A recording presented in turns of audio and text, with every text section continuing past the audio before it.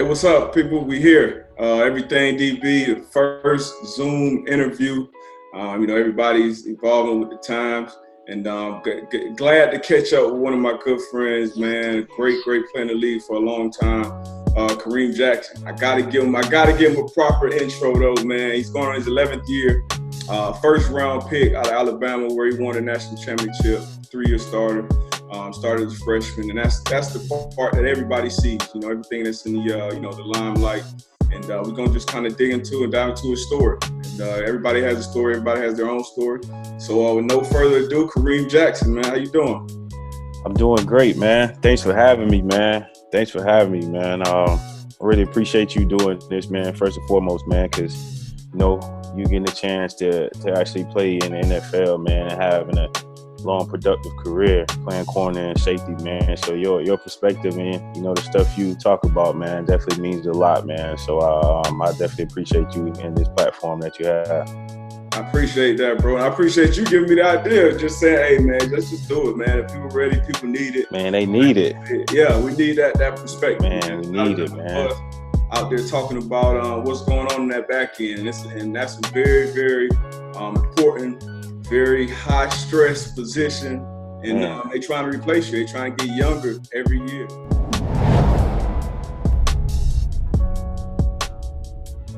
So you went from Fort Union, then you go to Alabama. Now this is right. One of the, this ain't no small school. I went to Connecticut. They was known as a basketball school when I got there.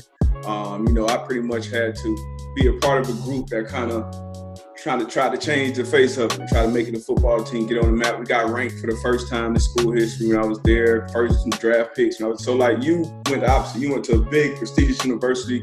You come in there, you started as a freshman. Now you had that prep year to kind of more so prepare you. Prepare you.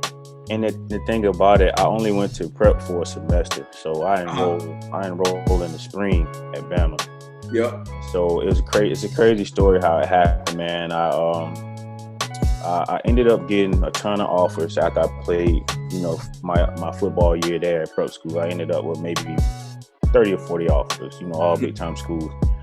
And my coach come to me and he was like, listen, man, you got all these offers.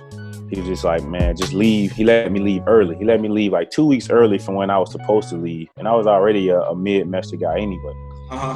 So he was just like, man, just leave, go home, figure out where you want to go to school for this, this spring semester. So I'm like, all right, cool. So I can get on the phone with my dad. I said, listen, man, you got to come get me right now or I'm going to start walking. And it's a 13-hour drive from Macon, Georgia. So he get off the phone, he jump right on the road, come get me. He make it there the next morning. And then I get home, I start taking visits. And fast forward, I go to Maryland. I come back home on a Sunday from a Maryland visit, and Coach Saban had just got the job at Alabama. He called me that Sunday night. He got the job earlier that week. He said, listen, we've already started school here. We want to offer you a scholarship. We know you want to enroll, in the spring semester. So the thing about it, I could still get you in school, but you will have to come tomorrow, and basically take your visit. Yeah. So came from Maryland that Sunday. My parents had to work that Monday, so my high school coach drove me to Alabama. I met Kirby Smart and Nick Saban at a little private airport in Atlanta because they was out recruiting. I met him at this airport. Kirby Smart jumped in the car with us. We go to the campus. I look around. I'm like, yeah, this is where I want to be. I'm in class the next day. Oh wow. The next day, they gave me a bunch of sweatsuits, put me in the dorm room. My high school coach left me, gave me a couple $100, told me, man, all right, we'll see you this weekend. Like they ain't. I'm like, man, can I at least go home and talk to my family? They was just like, nah, if this gonna happen, it gotta happen today.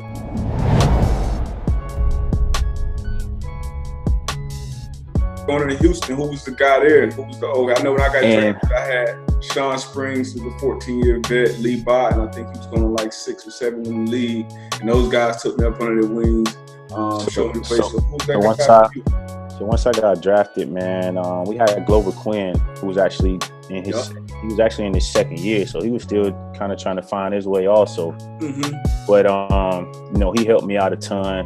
Andre Johnson was huge for me my rookie year too, because we had a mutual friend, guy named, I don't know if you're familiar with him, Cedric Irvin. He actually is from Miami, went to Michigan State, played running back, played a couple years in the league. But, him and Dre had that whole Miami connection. So he ended up being a graduate assistant at Alabama when I was there because he played for Saban at Michigan State. Okay. And so once I got drafted, he hit Dre up. He's like, look, man, he's kind of like my big brother when I was at Alabama. He's like, look, man, my little brother coming there, man, make sure you take care of him. So my first day there, Andre Johnson come up to me and he was like, hey, man, I need to talk to you. I'm like, oh. I did. It caught me off guard, kind of scared me. And I'm just like, shit. So I see him and I'm like, yo, what you want to talk to me about? He's like, I'll talk to you later. I'm like, oh, shit, I ain't even been here that long. What?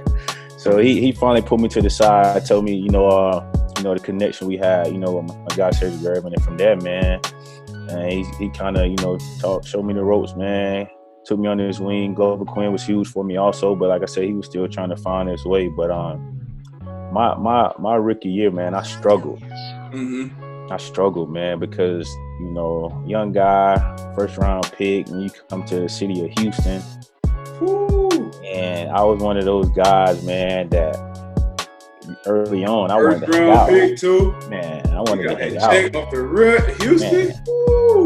I wanted to hang out, man, and I was hanging out a lot, partying a lot, man. So I struggled on the field. So and from there, going into my second year is when everything kind of started to turn around for me. Jonathan Joseph came in. We ended up getting Vance Joseph as our DB coach. Aaron Glenn, he was huge for me in my transition also. We're actually neighbors. And I remember it like it was yesterday. Man. He called me to his office that he had after my first year that summer. We had a long conversation. He was asking me, basically like, listen, man, what do you want out of your career? Like, how good do you want to be? So we had a long conversation. And from that point on, man, he taught me how to watch film and, how to break down film, how to recognize, routes, how to recognize, formation, splits, personnel, everything. Like literally taught me everything about watching film, everything the process that I still go through to this day. He taught me all that.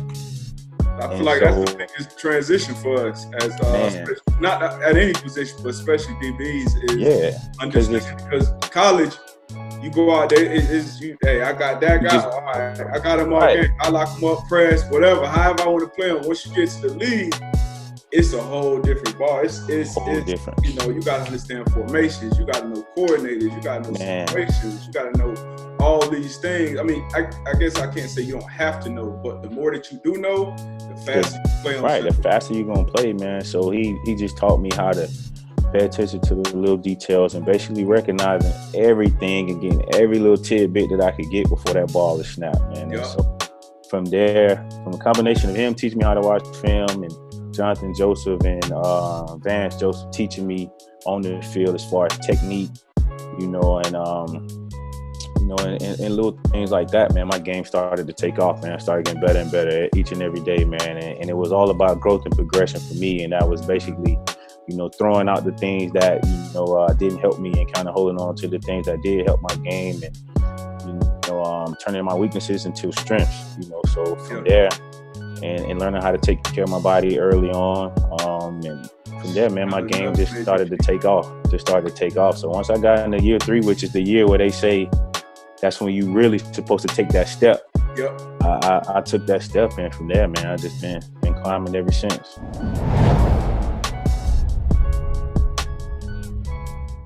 Playing in the league, like you said, it's evolving. So when it's evolving on offense, it's evolving on defense too. And from my perspective, even when I was playing, I felt like the league was becoming more and more of like a space game, a matchup game, almost like basketball, damn near. And like you were one of those players, still one of those players who can do multiple things, can wear multiple hats in the defense, like you spoke about the Badger or Derwin James or somebody who can just move all around the field. Casey Hayward, another one of those players. The importance of that to a defense now is much greater than it used to be. What do you attribute, and talking to you, all these great coaching influences that you done had in your life. You was there with Cornell too, right? Cornell. Yeah. I'm assuming. So you done had Kirby Smart, Saban, Like you done had some great defensive minds. Right. Like mostly attributed to you being able to be so versatile for a defense.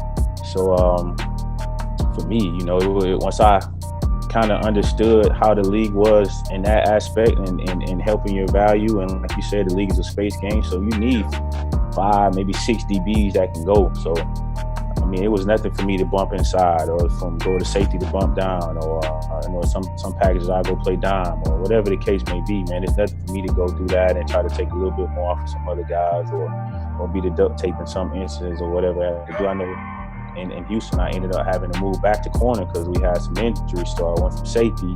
And then he was like, all right, well, Aaron Colvin went down, so I went from safety to having to go play the slot. So I went from the slot. I think I had another corner go down. So he was like, all right, well, we had just drafted the young kid, Justin Reed. So he stepped in and played safety, and I went back to corner. So I was going from corner to the slot.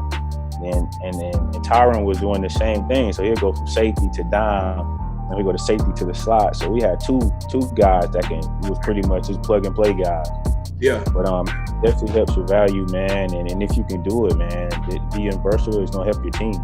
It's gonna help your team tremendous. It's gonna help your coach because your coach could dial up different packages to make it tougher for the offense to really ID defenses and packages because they got a game plan too. Right. You got to figure out where you're gonna be.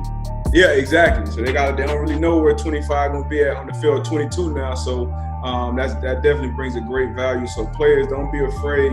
Something happen, and players get hurt all the time on any level of football. So you can be going in a game. We had a game one time where like 2 or 3 nickels went down, and my boy Antoine Bethea had to come down and play nickel just because he was the guy that coaches knew understood the whole defense. Right. Like as a nickelback, as a safety, you got to know where more people are on the field. You got to know different run gaps in certain schemes. Exactly. You got to know the zone drop. So the more you can kind of know and absorb, the better off you're going to be for your personally, your career, and definitely for your team.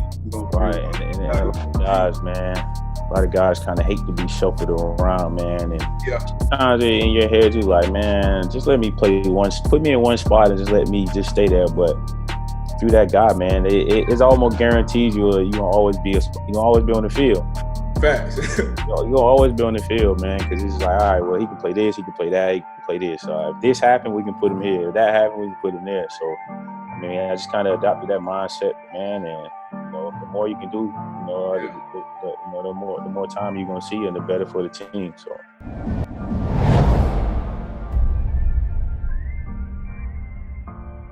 Right, I'm gonna take this opportunity right now. So for any young DBs that's watching, whether it's college, high school, pro, young, trying to find their feet in the league, their footing in the league, what would you say? I guess probably 2 or 3 things. Like you probably learned from J. Joe. I know Sean Springs. He taught me. He used to take me in the film room. He's like, look, we're gonna sit in here for however long it take us to figure out one play, like one formation, one play, one situation that we're going to jump, we're going to know, we're going to be ready. I guess what would be the 2 or 3 things that you could tell a young guy just preparing for a game? What would be that? What would be that piece of I think learning how to basically break things down in terms of like grouping things. I like to group things. Yeah. For me, that's easier.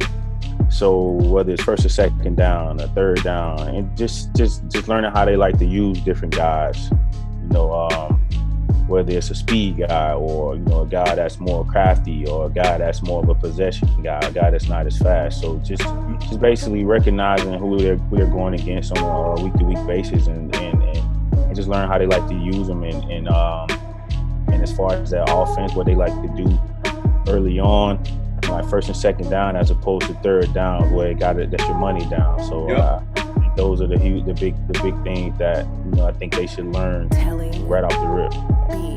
Yeah, definitely the personnel thing, the huge thing, especially with all these coaches going from place to place now. These coaches move like players almost now. So I know for me, if I'm going into a game where the Browns, for instance, like they got a coordinator from Minnesota, so I'm going to go and look at Minnesota film. Okay, they may use Odell the same way they use Diggs in this situation. They may use Landry the same way they use Thielen in this situation. So just understanding different concepts. And these coaches carry these concepts concepts wherever they go. Right. You know what I mean? That's their calling card. And it's crazy because every year I feel like it'll be like one or two different plays, and then it's like everybody will catch trend and be doing the same thing, and I'm just like, it's crazy. Yeah, it's a copycat league. You hear that early. When I first came in the league, that's when I think Miami was running the Wildcat, and they had a two-headed monster at running back, and they was running Brown, and everybody put that in their game plan. Then you had you got the RPOs now. RPOs, right? You got a whole. It's ever changing, ever evolving. You got a bunch of switch routes. When I first came in, that wasn't really a big thing. Slot receivers weren't really highlighted like that.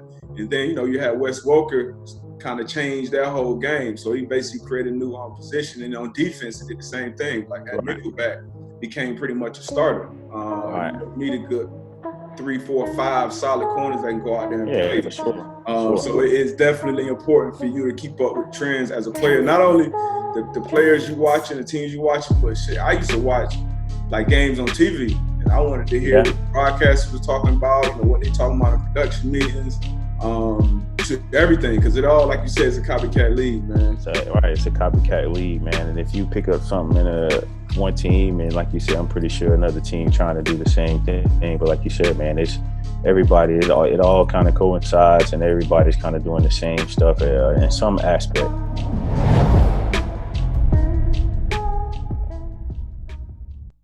So I know playing against your old team. I done played against my old team a couple times. So you played against your old team last year, and I happened to be watching that game, and I can remember you had a real big hit on D-Hop.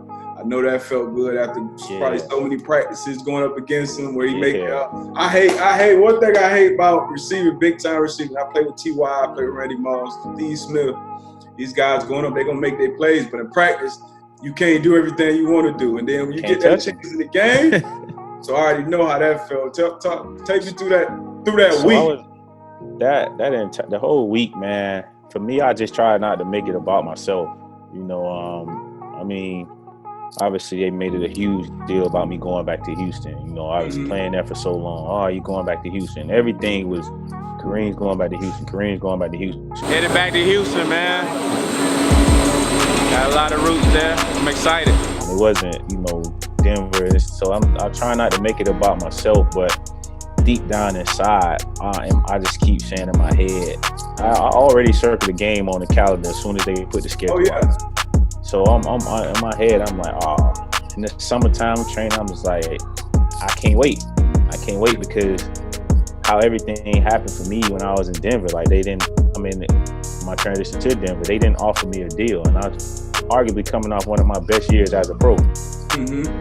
And they didn't offer me like no type of deal, so I just kind of felt, like it was a slap in the face. I'm like, all right, cool. So when the schedule came out, I'm just like, when they was on there and I saw we were going to Houston, I'm like, So that whole week, man, I'm really just playing possum, not saying. I'm just like, man, listen, it ain't about me, it's about us as a team going there.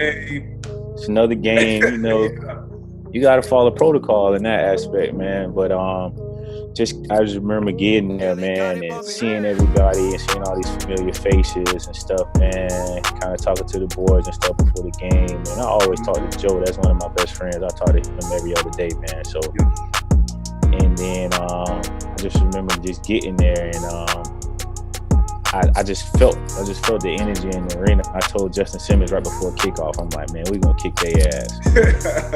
And Eric got out there, and stuff just started happening one after another, man. Got to the crib that game? Yeah, I think we scored first. We went on defense. We got a quick score. We got a stop. Just came out second series on defense. That's when I got the big hit. Third series, he fumbled. One of my teammates scooped it up. I'm right there by it. I'm telling him, like, give it. He gave it to me. I went for the 70. Yep.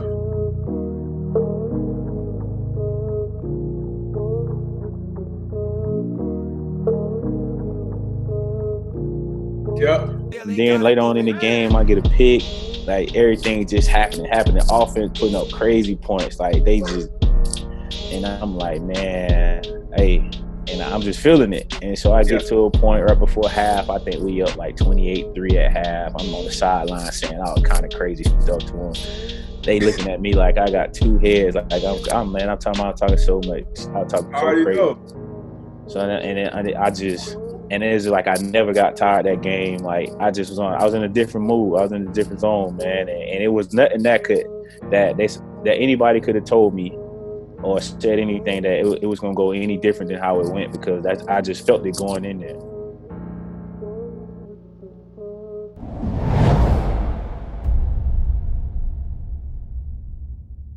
Now we're gonna kind of transition to what's going on now currently around the league. Obviously, this is a much different offseason than any other offseason before. We had a virtual draft. Everybody's kind of been social distancing in that way. So I know that's affected training and things of that such. How you been coping with that?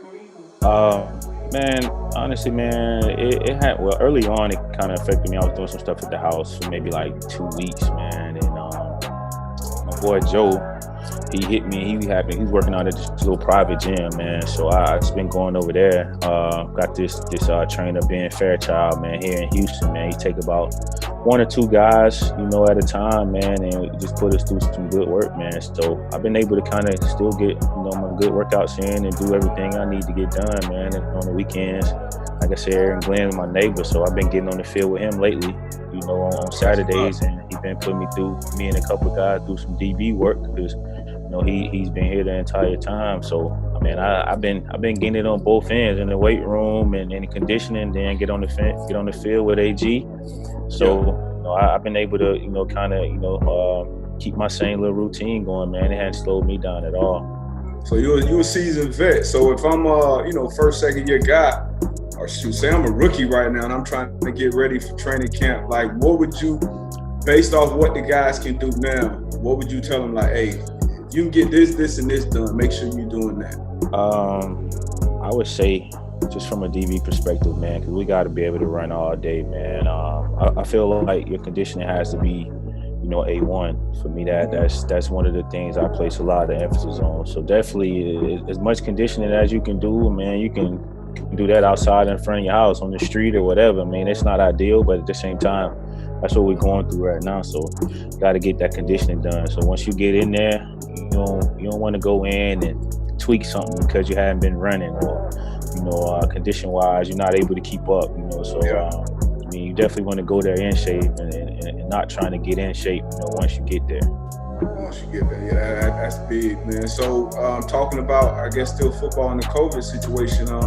There's been some rumblings about playing in different sports. You've seen it with UFC and some other countries doing some different things. How do you even feel about the idea? Because I got my personal feelings on it. I'm not a player no more. How do you feel about the idea of players playing with no fans, or the idea of being quarantined in a certain city with, I don't know how that'll be worked out. How you feel about that whole thing? I think, obviously, for me, playing without the fans is going to suck. If that's something we have to do, it's going to be terrible, man. Because I'm one of those guys, I feed off the energy, like to get the crowd into it. I mean, that gets me going. It kind of takes me to a new level in my play, because being out there in front of the fans, man. I mean, for me, I got a practice mode, and then I got a game mode. Yeah. In practice, I'm cruising. I'm gonna make sure I'm doing all my assignments. I'm in the right place at the right time. I'm gonna have a little bit of energy as far as what's going on. But in the game, like when you get inside them lines, go to a completely different person, and it's like energy. It's like hitting guys. It's like getting the crowd into it. Trying to lay those big hits on guys that kind of get everybody going and can change games. But you want us to play without the crowd, man. It's gonna be like being in practice, man. So you're gonna have to try to find it. You got to dig deep to try to find that extra energy, man, and keep yourself going for all 4 quarters. So that's definitely gonna suck. Yeah, I know. I was one of those players who I like the home crowd, but I actually enjoy playing on the road more. Like I enjoy, taking the crowd out of the game, or just ruining their day, or talking trash to the crowd after a big play. So that'd be crazy. I know that's one aspect of it, is the energy from the crowd. I guess thinking about the overall, for me, it's like, okay, I would kind of feel like if it's not safe for crowds to still be together, Why would we feel like it's, quote unquote safe for us to, the group of football organization people? Right. And now we playing against a whole nother group of people. So it's like, you saw what happened in the NBA, how quick it kind of spread and caught fire. Right. Like, and I would be concerned with that. Right. And that's, it's one of the things to be concerned about, because now we go from that environment to going and being around family. You got people that, even say if we don't have crowds or whatever that can come to the game, you're still gonna maybe have some family come in that want to be around you after the game, And so I did an interview last week, and I basically said, I just don't think it makes sense to play until it's safe, like until it's 100% safe for us to actually go out there, and there's no chance of us being in no type of harm after the fact, and I probably worded it wrong as far as saying 100% safe, but it doesn't make sense, man. I mean, because you got to think about, obviously our health, obviously the people that we're going to be around their health as well, until it's, somewhat safe, or, they've came up with something as far as, something we can do, or that's going to guarantee, our safety and the others as far as our families and whoever else we're going to be around after, because I don't see them just making everybody go to one spot and being quarantined for this entire season, and then saying, all right, well, now y'all, like, you're gonna keep us quarantined from everybody that we know and everybody we love. I don't see that happening. Like, how can you do that? Yeah, how can you they do don't that? want to lose. The business is business. They don't want to lose that money. And obviously players don't want to lose that money too, because at some point it's going to affect salaries and all those things.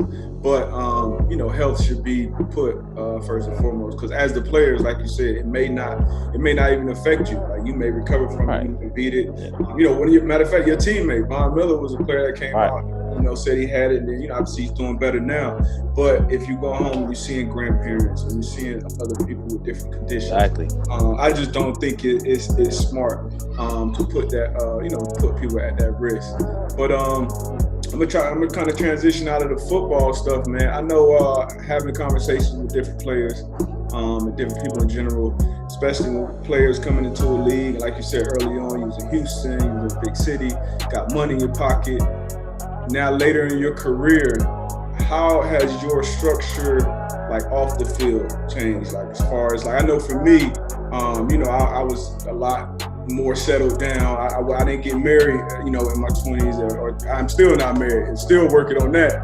But I feel like if I would have got that done kind of earlier in my career, I feel like that would have paid dividends for me even on the field, having my situation off the field, tied down. So how do you feel about that? I know you married, got married a few years ago. So how did that affect you as a player? Yeah, I think, that stability off the field, definitely helps. I mean, because it kind of takes, a little bit more of the distractions, out of it. Like I said, I was a young guy. I was running wild. I ran wild for like 2-3 years, and then kind of got, into my situation. It kind of slowed me down a lot. Now I'm one track minded, and it's all football. Yep. I'm putting in those extra hours watching film.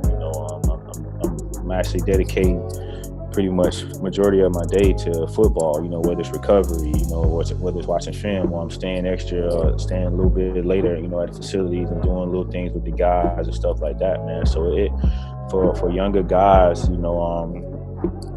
I mean, it could be a good situation for some, but then you got some guys that, that situation may not work for them. But if that's something that, you're going to do, for me, I'll say, you definitely want to make sure that you're in the right situation if that's what you're going to do. But it can definitely help you, like I said, that stability, man, and coming home and, having somebody that, can possibly, make sure you're good, taking care of you. I come home, my little girls, they all over the place, man. And, and they making sure, no matter what goes on at that facility, outside, the house or whatever, man.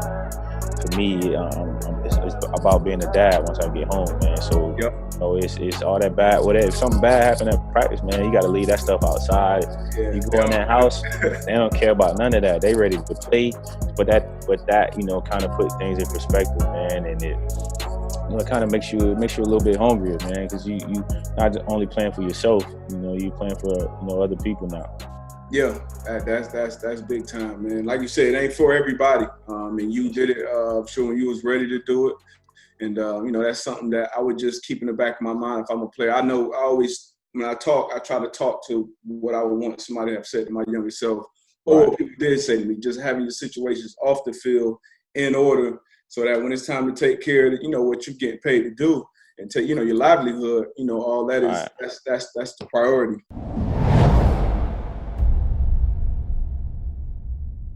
Going on year 11, and I'm sure doing some good things with your money, doing some bad things with your money. Along the way, I know I did. What would be like that them gems that you would drop on younger guys as far as financial advice coming into the league? Man, it's so hard, man, to kind of tell a guy, don't do this, don't do that, man. Yeah. I would say, man, just try to make smart purchases, man. Like, for me, I think the biggest no-no for me early on was, buying all this different kind of jewelry and all this different stuff. And it's just like, now thinking back, it's like, man, I wasted so much money on jewelry. Yeah. Just stuff like that, man. And if you're going to get some, try to get something that's going to, appreciate and not depreciate. Like, custom jewelry.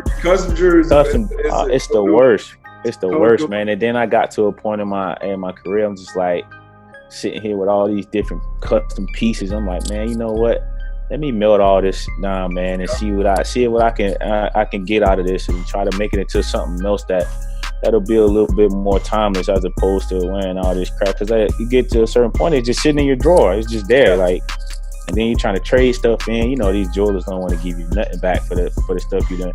They like GameStop, man. Yeah, they don't want to give you nowhere near what you paid for it. So, if you're gonna get a watch, man, get you something without all the diamonds that's gonna appreciate, man. It's maybe a nice Rolex, or it's a bunch of different brands out, man. That's the nice watches, man. But I wouldn't do all the diamonds at all.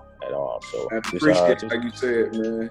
Right, just gotta be like everything is hard to, and it's taboo. So you never want to be in somebody's pockets, and everybody's situation is different. Whatever your situation is. Now you were fortunate enough to still be playing, have a very long career. Some people, the majority, the average career is 3.5 years. Right. So that's not even seeing your second deal. And we all as athletes, we had that mindset. So the only way you can make it is that I'm gonna beat the odds. Like I'm gonna get this new deal. I'm gonna be a starter. I'm gonna be a Pro Bowler, All Pro, a Hall of Fame. Like that's the mindset we all have. But the reality of it is, most of us are retired in our 20s. You know what I mean? And a lot of us don't come from good financial education. So on the ones of us that can play a long time, can kind of absorb the mistakes and then move on. You know what I mean? Exactly. But for another guy, who spent $100,000 on custom jewelry and flooded watches and all that, you might not be able to bounce back from that. So exactly, man. Exactly. Assets over liabilities, man. That's the easiest way to. And like you said earlier, it's easy to get in that locker room, man. You looking at a 8, 9, 10-year vet, and what he coming in there with, he got all these watches, he got different cars and stuff. You're a rookie second-year guy, and you like, and like you said, you see guys all the time. You see it happen all the time. Yeah. Guys trying to keep up with the Joneses. They come in there, they see this guy, and I'm like, man. Unfortunately, I was in a position where I could make some mistakes with my money. You don't want to, but you're gonna do it. But at the same time, I was.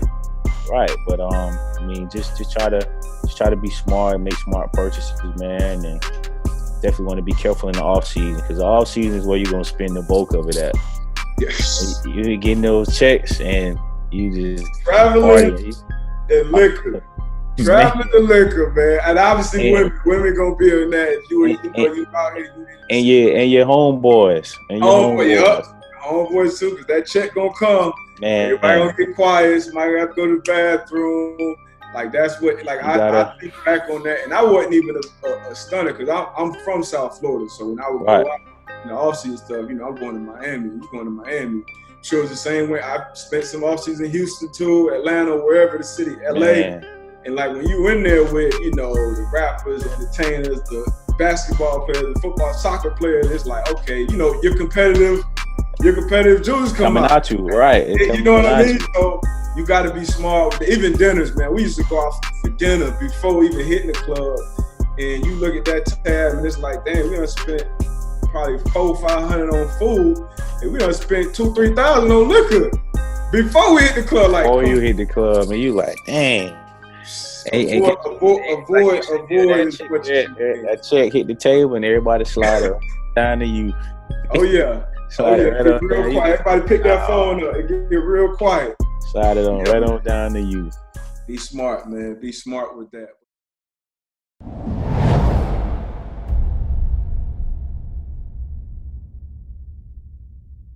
Hey man, so I love catching up with you, man. We definitely got to do this again. I gotta hop on KJack TV at some point. Yeah, gotta have you on. I might post something for next Flex Friday too, man. Yeah. But we're gonna end it up. We're gonna wrap it up. These rapid fire questions, man. It's gonna be a minute on the clock. Let me give you an opportunity real quick to explain your answer, man. Let me know if you're ready, man. You ready? I'm ready, man. Let's do it. Let's get it. All right. Hot topic. Always a hot topic. I feel like everybody debate this. We could probably talk about this forever. Michael Jordan or LeBron James? I'm a LeBron guy, man. For me, LeBron is my GOAT, man. Just because I basically grew up, during his entire era, man. I followed him from high school to what he's doing now. You know what I mean? Don't get me wrong, man. Jordan's great, but I don't really remember. I don't remember his first three at all, and the second three I kind of remember a little bit. So just getting a chance to be able to watch Bron, that's LeBron, my guy. Bron. We were all a witness. A big hit or interception? Ooh. I'm gonna say interception. You gonna say interception? I'm gonna say interception. Okay. Now it's a bad one. Would you rather get shook or ran over? I'd rather get shook. You'd rather get shook? I'd rather get shook. Yeah, I'd rather get shook. I don't want you to run me over, because now you're gonna think you can run me over again. You're gonna try it again. Bet. Anybody ever? Who got you? Who shook you like that? Everybody that got. I know Shady was the first person to get me. I'm trying to see.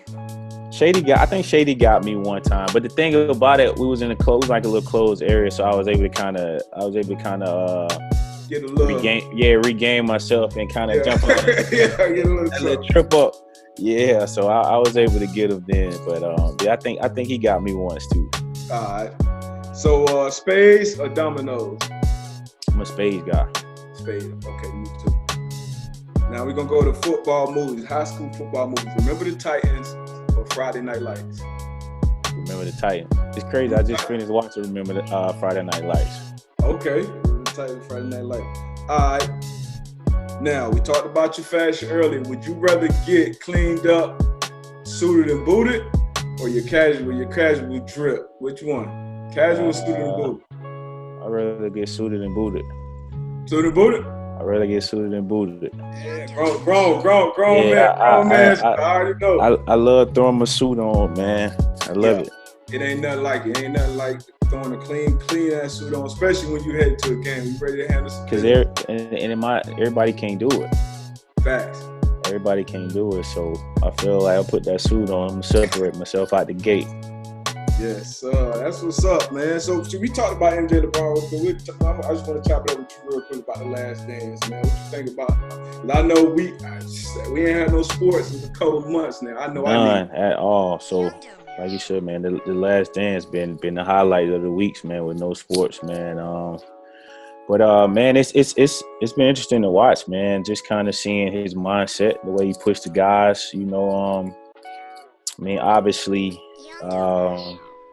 and still having that will and that want to still go out and do, basically what he was telling everybody he would do. He was going to do, man. He was an intense competitor, man, on another level. I've never seen nothing like that.